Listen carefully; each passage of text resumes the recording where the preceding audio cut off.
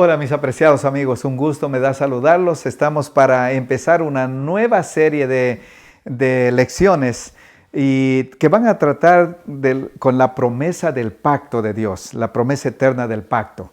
Este primer tema se titula ¿Qué ocurrió? Y qué ocurrió es en el principio.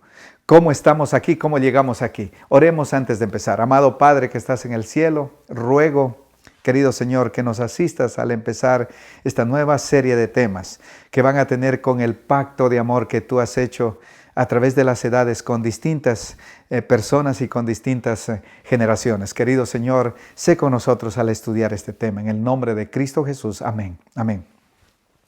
La promesa del pacto eterno, ese es el título de la lección que vamos, o del tema que vamos a estudiar por 3 lecciones. ¿Qué ocurrió? Y ¿qué ocurrió? Esa pregunta en el inicio del mundo. Eso es, ¿qué ocurrió en el inicio del mundo? Si entras en un bosque tranquilo y te topas con una pelota, la suposición inmediata, natural, sería que alguien la puso ahí. No, esa pelota no va a estar ahí de la nada. Asumirías que alguien había estado allí antes. Si te topas con una pelota, sin embargo, muy grande, como del tamaño de un edificio, asumirías inmediatamente que alguien muy grande, realmente grande, tuvo que poner esa pelota allí. Pero todavía supón que la bola, esa pelota, es del tamaño del planeta Tierra. Entonces concluirías que alguien realmente gigante, muy grande, demasiado grande, infinito, tuvo que ponerla ahí. Es lo lógico. Estimados, vamos a estudiar cómo llegó a existir este mundo, esta tierra. ¿Cómo llegó a existir? Son preguntas existenciales. ¿Por qué? ¿Cómo es que estamos aquí sin haber elegido nosotros? ¿Qué hacemos aquí? ¿Hacia dónde vamos? ¿Qué hago aquí? Son preguntas existenciales que se ha hecho la humanidad y que depende de cómo las contestemos, afectan nuestra existencia, para bien o para mal. Hay 2 teorías. La una que dice que venimos por accidente, digamos por una explosión, y por accidente surgió la vida. Nadie la diseñó. Y la otra que un Dios, un ser todopoderoso, con amor hizo este planeta. Y eso es lo que vamos a estudiar. Génesis 1:1 dice, en el principio creó Dios los cielos y la tierra. Esa palabra creó es la palabra bará en hebreo. Y esa palabra solamente se aplica con Dios. Es un verbo para crear que solo se aplica como Dios. No vas a encontrar esa palabra crear, bará, para un hombre que está haciendo algo. Es solamente exclusiva para Dios. Y revela a un ser que crea algo de la nada, que no existía y de repente aparece algo de la nada. Ese poder solamente tiene Dios. Porque yo, si digo, exista una zapatilla y ni aún esa zapatilla tan pequeñita, tan insignificante va a aparecer. Pero en cambio el Dios, que su palabra es poderosa, Él dice y existe. Esa es la palabra de Dios solamente. Y dice, en el principio creó Dios los cielos y la tierra.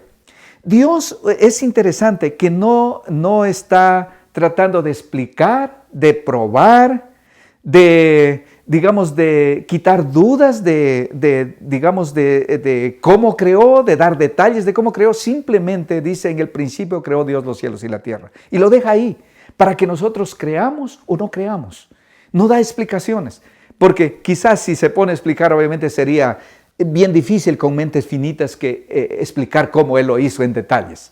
Así que Él dice, creó los cielos y la tierra. Elohim, de paso, es plural, porque Padre, Hijo y Espíritu Santo, de hecho, estuvo en la creación. Versículo 2 dice, y la tierra estaba desordenada y vacía, y las tinieblas estaban sobre la faz del abismo, y el Espíritu de Dios, ahí está el Espíritu Santo, se movía sobre la faz de las aguas. Y el Hijo obviamente también estuvo en la creación. Y dice, la tierra estaba desordenada y vacía. Lo que significa, digamos, que estaba en caos. Estaba en tinieblas. O sea, era una bola de caos al inicio, cuando Dios, en el proceso que va creando. y está en tinieblas. Y entonces lo primero que hace Dios es crear la luz y luego va creando, digamos, y haciéndolo a este planeta para vivible, para lo que iba a venir después. Todos los animales que poblan el planeta y el ser humano finalmente. O sea, y lo hizo las condiciones. Así que eso es lo que revela aquí. 1:20. Porque las cosas invisibles de Él, hablando de Dios, su eterno poder y deidad, se hacen claramente visibles desde la creación del mundo. Su eterno poder se hace claramente visible al contemplar la creación de un ser que sin duda es de una inteligencia infinita y poder creador infinito, obviamente. Eso es lo que nos muestra esta creación tan compleja y tan hermosa, aún después del pecado y después de la destrucción del pecado. Eso es lo que nos demuestra. Salmos 103 dice, reconoced que Jehová es Dios. Él nos hizo y no nosotros a nosotros mismos. Pueblo suyo somos y oveja de su prado. Reconoced que Él nos hizo. Si nosotros reconociéramos esto, que Él nos hizo y no que venimos de un accidente, que venimos de una explosión y que venimos de formas primitivas, ¿cómo se llama? De una bacteria. Y que la vida así se fue hasta formarse de un molusco, hasta después resultar nosotros, por la evolución. Eso de hecho degrada al hombre. De hecho lo hace como algo bajo al hombre. En cambio, el hecho de que Dios nos creó con amor, con inteligencia, con un propósito eterno, cambia toda la existencia. Hechos 17:26 dice, y de una sangre ha hecho todo el linaje de los hombres para que habiten sobre toda la faz de la tierra. Este planeta lleno de tantas razas, de una variedad hermosa de culturas, de una variedad hermosa de lenguas, de una variedad hermosa de rostros y figuras de seres humanos hermosos. Este planeta lleno de eso vino de una sola sangre, de un solo hombre que es incluido mujer. Así lo describe en el Génesis, en la creación. El hombre está incompleto sin la mujer. El hombre es hombre con la mujer. Eso describe en la creación. Así que vino de un solo hombre llamado Adán y Eva. Todo el linaje de la tierra. No habría racismo, no habría discriminación, no habría algunos sintiéndose mejor que otros o superiores a otras razas y las guerras y los exterminios que ha habido por causa de eso. Triste, ¿no es cierto? Es por causa de que venimos de la evolución y los más fuertes se han evolucionado mejor o son razas más fuertes, etc. Es pura mentiras que ha afectado mucho y nos ha traído tanto dolor. Hebreos 1:2 dice, en estos postreros días nos ha hablado, está hablando de Dios, el Padre, nos ha hablado por el Hijo, a quien constituyó heredero de todo y por quien asimismo hizo el universo. Aquí está, el Creador, hizo no solo el planeta Tierra, hizo el universo también. ¿A través de quién? A través del Hijo. Él es el agente que crea. Dios es por así decirlo, el mentor y el Hijo es el que hace, el que diseña, el diseñador. Mire lo que Hebreos 1:10 dice. Y tú, está hablando el Padre al Hijo, dice, y tú, está hablando al Hijo, oh Señor, en el principio fundaste la tierra y los cielos son obra de tus manos. Puedes imaginarte, puedes asombrarte, que ese que fue clavado en la cruz, que sus manos preciosas que solo bendicieron al venir a este planeta, que se hizo hombre, que fue clavado en la cruz, ese mismo fue el que diseñó este planeta. Es el mismo que diseñó esta infinidad de belleza, de arte que es este planeta. Es como un cuadro hermoso en esa primera semana de la creación que Él pintó, pero de seres vivos, no solo de pintura. Eso es lo que describe la creación. Él, Jesús, el que nos vino a salvar. Y de hecho el pacto tiene que ver con eso. El centro del pacto, el centro de las bendiciones, el centro de las promesas es el Cordero del Pacto. Es el Mesías, el Salvador del mundo. El mismo que creó. Es ahí que se afianza el pacto, en Jesús. ¿Por qué a imagen de Dios? Dice que nos hizo a imagen de Dios. Y tú vas a notar que el ser humano, la corona de la creación, a diferencia de todos los otros seres creados en este planeta, el ser humano fue creado, el único que fue creado a la imagen de Dios. Mira esto. Entonces dijo Dios, hagamos al hombre a nuestra imagen, y habla plural. Les dije, Elohim es plural. La palabra Elohim para Dios es plural. Ahí empieza. Porque dice ahí, hagamos al hombre en plural. A nuestra imagen, nuestra.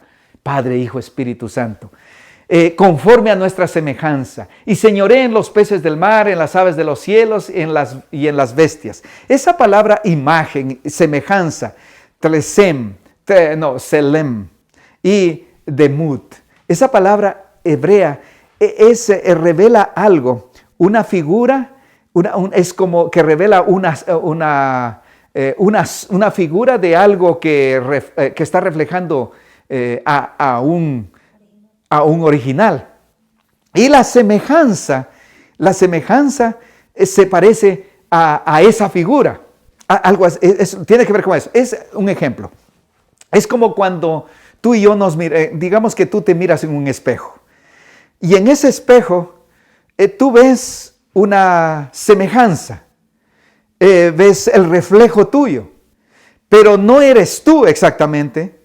Porque si tú tocas, no puedes tocar nada. No tocas tu nariz. Pero ves tu reflejo ahí. Tiene que ver con eso. Cuando habla de que somos a imagen y semejanza. No somos exactamente como Dios, algo así, pero somos semejantes a Él. Somos a imagen de Él. O sea, no se detiene a describir cómo es eso exactamente la palabra de Dios, pero tenemos una idea que somos un reflejo de Dios. ¿Qué significa eso de que somos semejantes? Somos semejantes en carácter, somos semejantes en que somos seres pensantes, somos semejantes en que somos seres morales, somos seres inteligentes. Esa es la imagen de Dios. Dice, y creó Dios al hombre a su imagen, a imagen de Dios lo creó, varón y hembra los creó. Ambos, Adán y Eva, creados a imagen de Dios. Los dos hacen la imagen de Dios. ¿Ok? Génesis 2:7 dice, entonces Jehová Dios formó al hombre del polvo de la tierra y sopló en su nariz aliento de vida y fue el hombre un ser viviente. Interesante, a los animales dijo, sean las vacas y fueron las vacas, sean los perros y fueron los perros. Bueno, solo dijo, no los formó. Acá Dios, para cuando creó al hombre, la corona de la creación, el ser que fue hecho a su imagen, que va a reflejar su carácter, que va a reflejar cómo es Él, ahí Él se empolva, ahí Él se enloda, porque hace del polvo de la tierra, hace una escultura primero y después de esa escultura le sopla en su nariz aliento de vida, aliento de vida. Él le dio vida, en otras palabras, a esa escultura. Solamente Dios obviamente puede hacer eso, hacer vivir una escultura de polvo de la tierra. Solamente a Dios, al hombre, Dios hace, digamos, esta forma especial, diferente del resto de la creación. Génesis 2:22 dice, y de la costilla que Jehová Dios tomó del hombre, hizo una mujer y la trajo al hombre, de la costilla. Ya fue especial el hombre hecho en forma especial.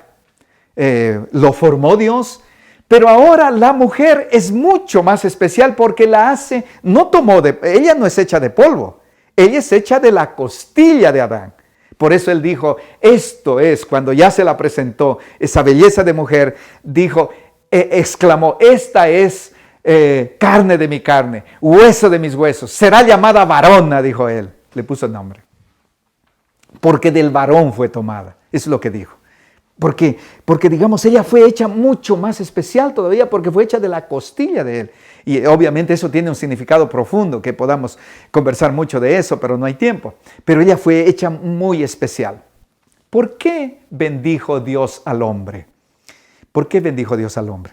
Si ya Dios le había dado todo este planeta para que Él le había entregado. Este planeta de hecho fue hecho para Él y todos los animales. ¿Por qué Dios lo bendijo? Además de ya todas las cosas especiales que había hecho con Él, la forma en que fue hecho, etc. A semejanza de Dios, imagínense tal privilegio. ¿Por qué bendijo Dios al hombre? Hay una razón. Génesis 1:28 dice, y los bendijo Dios, y les dijo, fructificad y multiplicaos, y llenad la tierra y sojuzgadla, y señorad en los peces del mar, en las aves de los cielos, en todas las bestias que se mueven sobre la tierra. Los bendijo.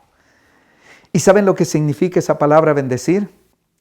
Es digamos, empoderarlos, es capacitarlos. Dios ya los había creado con características, por eso la mujer lo hizo diferente, el hombre diferente, para procrear. Ya los había creado con eso. Pero Dios todavía tenía que empoderarlos para que ese propósito que Dios con el cual los había hecho como los había hecho, se cumple en ellos. Y esa bendición, digamos, todos la necesitamos. El hecho de que yo sea hombre y mi esposa sea mujer no necesariamente garantiza que nosotros podamos procrear, a menos que tengamos la bendición de Dios, a menos que Dios nos haya bendecido. A eso se refiere. Dios los empodera para que se multipliquen y llenen la tierra, como dice. Y dice, sojuzgadla. ¿Qué significa sujuzgar? Sométanla, señoreen. En otras palabras, a este ser lo empodera y lo hace rey de este planeta, que sea señor de este planeta. Y el resto, los animales, todos los animales del planeta, todas las plantas, todos los peces y también las aves, todo estarían bajo el control y el señorío. Lo hace rey de este planeta. Lo hace algo como Él es el rey del universo. Le da, digamos, algo de ese poder a esta nueva creación que Dios hizo.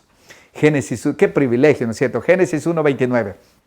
Y dijo Dios, he aquí que os he dado toda planta que da semilla, que está sobre toda la tierra, y todo árbol en que hay fruto y que da semilla os serán para comer. Dice aquí, toda planta. O sea, Dios le dio la dieta original antes del pecado. ¿Cuál era la dieta original? Semillas y frutas. Esa era la dieta original. Los vegetales las vinieron después del pecado, de paso. Pero Dios le dio todo lo que Él necesitaba para subsistir. O sea, bendición tras bendición. Le da subsistencia. Obviamente en un jardín perfecto nunca le iba a faltar la abundancia de comida. Estamos hablando de un jardín perfecto. Todo, digamos, por gracia. ¿Qué había hecho Adán para merecer nada de eso? Nada. Dios, ese es el pacto. De hecho, ese es parte son elementos del pacto eterno. Que Dios bendice por gracia.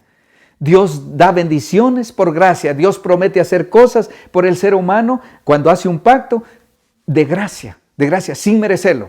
¿Por qué un árbol de prueba? Sin embargo, en medio de esta perfección, en medio de esta hermosura, en medio de grandes bendiciones, ¿por qué un árbol de prueba? Vamos a verlo. Génesis 2:16 dice, y mandó Jehová Dios al hombre, diciendo, de todo árbol del huerto podrás comer. De todo árbol del huerto. Mandó. En un jardín perfecto, mandamientos, ley. ¿Qué les parece? Algunos, cuando hablamos de mandamientos y de ley, como que tienen sentimientos negativos. Pero en una relación de amor, en una relación de gracia, en un jardín perfecto, Dios mandó. Dios da un mandamiento solamente. Dice, de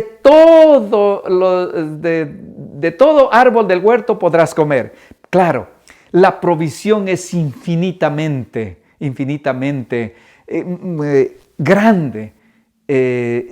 Y de hecho, infinita, comparada con un solo árbol que no podía comer. ¿Qué le revela eso? De que es un Dios que es sensible, de que es un Dios de gracia, que es un Dios que simpatiza y que entiende al ser humano, aún en un jardín perfecto. Génesis 2:17 dice, mas del árbol de la ciencia del bien y del mal no comerás, porque el día que de él comieres, ciertamente morirás. Ciertamente morirás. ¿Y por qué se necesita este árbol de prueba? Porque Dios tenía planeado con estos seres que había creado, repoblar el cielo que había sido vaciado, porque miles y millones quizás de ángeles caídos junto con Satanás habían sido echados del cielo. Y Dios pensaba repoblar, llenar con seres santos, con seres perfectos que había creado. Y por eso un árbol de prueba. Si probaban dignos, obviamente, si confiaban en Dios, a su inmensa gracia y favor y bendiciones que les había dado, de ser fiel a Dios, es un árbol de prueba, pero un solo mandamiento. La provisión obviamente es infinitamente. Ellos no tenían tendencia al mal, y un árbol solamente, digamos que tenían que abstenerse cuando tenían abundancia de comida, cuando no tenían tendencias al mal, como después del pecado todos tenemos. Obviamente era un mandamiento no gravoso, lo más fácil, lo más sencillo, obviamente. ¿Hubo esperanza después del pecado? Sin embargo, claro, si seguimos la historia es de que ellos cayeron, no probaron ser fieles, no creyeron en Dios, no tuvieron, suficiente fe en Dios y cayeron en el pecado. ¿Hubo esperanza después del pecado, sin embargo? Miren, Génesis 3:1 dice, pero la serpiente era astuta, la cual dijo a la mujer, ¿con que Dios ha dicho no comerás de todo árbol del huerto? ¿Qué es lo que Dios había dicho? De todo árbol del huerto puedes comer menos de uno. La excepción era uno, frente a millones de árboles, imagínense. Pero Satanás, como es astuto, dice, con que Dios ha dicho no comáis de todo árbol del huerto, le cambió un poquito, utilizando casi las mismas palabras de Dios. Satanás es experto en hacer eso. Y claro, ¿cómo él se presentó? Para, porque tú no crees en alguien desconocido. Y obviamente Satanás era desconocido para ellos, que se acercó ahí a través de la serpiente, se camufló. Y claro, la serpiente aparentemente era un ave que volaba, porque dice la maldición, después cuando la maldiciera, te arrastrará sobre tu pecho. No sería maldición si siempre se arrastró, obviamente. Tal parece que era un animal muy hermoso. Después de que Dios la maldijo, en el capítulo 3 más adelante, vamos a ver que ella se tornó horripilante como es ahora, pero no en el jardín perfecto. Así que entonces se quedó asombrada, se camufló y citó también la palabra de Dios y así le engañó, obviamente, fue engañada. Entonces Jehová dijo a la mujer, ¿qué es lo que has hecho? Y dijo la mujer, la serpiente me engañó y comí. La serpiente me engañó y comí. Eva fue engañada. Sin embargo, Adán no fue engañado. Miren lo que dice 1 Timoteo 2:14. Y Adán no fue engañado, sino que la mujer siendo engañada incurrió en transgresión. Adán no fue engañado. Él no concibió perder a esta hermosa mujer que Dios le había dado. Y cuando él se dio cuenta que ella había comido y le ofreció el fruto, él echó su suerte con ella también en la transgresión. Pero el pecado el pecado entró por Eva, que fue engañada, y por Adán, que a sabiendas, digamos, lo que había pasado, también comió del fruto. Pero él no fue engañado. Él sabía cuando comía el fruto lo que iba a pasar. Él sabía todo. Así que fueron engañados. Eva fue engañada y él, echó su suerte a voluntad. Génesis 3:9. Mas Jehová Dios los abandonó? No. Mas Jehová Dios llamó al hombre y le dijo, ¿dónde estás tú? Y empezó la búsqueda del ser humano. ¿Dónde estás tú? Porque ellos se estaban escondiendo. Por primera vez estaban avergonzados después de pecar. Lo que pasa cuando uno peca. Génesis 3:15. Viene la promesa. Dice, y pondré enemistad, y aquí está oyendo Adán y Eva, y pondré enemistad entre ti Le está hablando a la serpiente. Esta es la sentencia contra la serpiente, contra Satanás. Y pondré enemistad entre ti, Satanás, y la mujer, la descendencia de la mujer, el Mesías. Y entre tu simiente, Satanás, y la simiente de la mujer. La simiente de la mujer. La mujer en la Biblia es iglesia. La simiente de la iglesia que vendría más adelante a través de la iglesia, el Mesías, la simiente, entre la simiente suya. Esta te herirá en la cabeza, Satanás. La simiente, ese es Cristo. Te herirá en la cabeza y tú le herirás en el calcañar. Más adelante vamos a notar que cuando hace el pacto con Abraham, le dice, en tu simiente serán benditas todas las naciones de la tierra, en tu simiente. Y esa simiente es Cristo, dice la Biblia. Esta es la simiente que por primera vez escucharon. Y aquí vino esperanza entonces para los pecadores que habían caído. Estaban arruinados, estaban para perecer para siempre, estaban para ir a la tumba y morir para siempre, porque Jesús fue a la cruz para librarnos de la muerte eterna. Porque la muerte primera, hay dos muertes en la vida, la primera muerte y la segunda muerte. La primera muerte, justos y pecadores la experimentamos. La segunda muerte, solo los perdidos. Y aquí, entonces aquí está la promesa de vida eterna otra vez para Adán y Eva. La promesa de vida eterna, ¿en quién? En la simiente. Y en la simiente habría victoria, porque la simiente le aplastaría la cabeza a Satanás. En la cruz del Calvario ocurrió la simiente. En la cruz del Calvario, cuando le aplastó Jesús. Pero antes de eso, obviamente, Satanás le causó mucho dolor en el calcañar. Porque el Hijo del Hombre, dice, vino a buscar y a salvar lo que se había perdido. El Hijo del Hombre, Jesús, cuando vino a esta tierra, vino a buscar. El Dios incansable buscando al pecador. Y eso es lo que es el pacto. El pacto, vamos a notar que es Dios el que busca al ser humano para hacer un pacto. Y es aquí Dios que viene y busca al perdido, Adán y Eva, para hacer un pacto con él, para ofrecerle las promesas del pacto. Y las promesas del pacto, el centro de las promesas del pacto es Jesús, el Mesías, que va al Calvario a morir por la raza perdida. Y por eso cuando Jesús vino, dice, yo vine a buscar y a salvar lo que se había perdido, a rescatarlo, a salvarlo.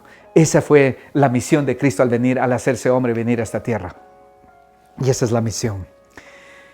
El día de Navidad de 1968, hace 53 años, los 3 astronautas del Apolo 8 rodearon el lado oscuro de la luna, listos para regresar a casa, a la Tierra. Mientras giraban, de repente sobre el horizonte de la luna se elevó la Tierra azul y blanca, adornada por la luz brillante del sol contra el vacío negro del espacio. Aquellos hombres educados, entrenados en ciencia y tecnología, no pronunciaron el nombre de un científico o teoría científica. No citaron a los poetas. No citaron a los compositores o dramaturgos. Solo un pensamiento llenó su mente en ese momento inspirador. Y miles de millones de personas escucharon la voz desde el espacio exterior cuando el astronauta leyó: en el principio creó. El único concepto lo suficientemente digno para describir ese asombro indescriptible, indecible de otra manera, fue: en el principio creó Dios los cielos y la tierra. Eso es lo que dijeron. Dios creó todo lo que existe. Dios creó este planeta para que vivamos para siempre en un mundo feliz, para que tú y yo vivamos para siempre. Pero desgraciadamente el pecado entró por causa de nuestros primeros padres. Pero en el primer pacto ahí en el Edén con Adán vino. Y ese primer pacto estaba en el Génesis 3:15 encapsulado en un versículo que dice que Jesús vendría, la simiente vendría a aplastarle la cabeza a Satanás. Pero que sin embargo sufriría mucho al ir a la cruz. Y Jesús obviamente no le importó el sufrimiento, no le importó el dolor, porque Él quiere salvarte a ti y a mí. De eso trata el pacto. Así que oremos agradeciendo a Dios por su infinito amor. Querido Padre que estás en el cielo, gracias, querido Padre, porque en Jesús se afianza el pacto. En Jesús se basa, se fundamenta toda esperanza, toda promesa.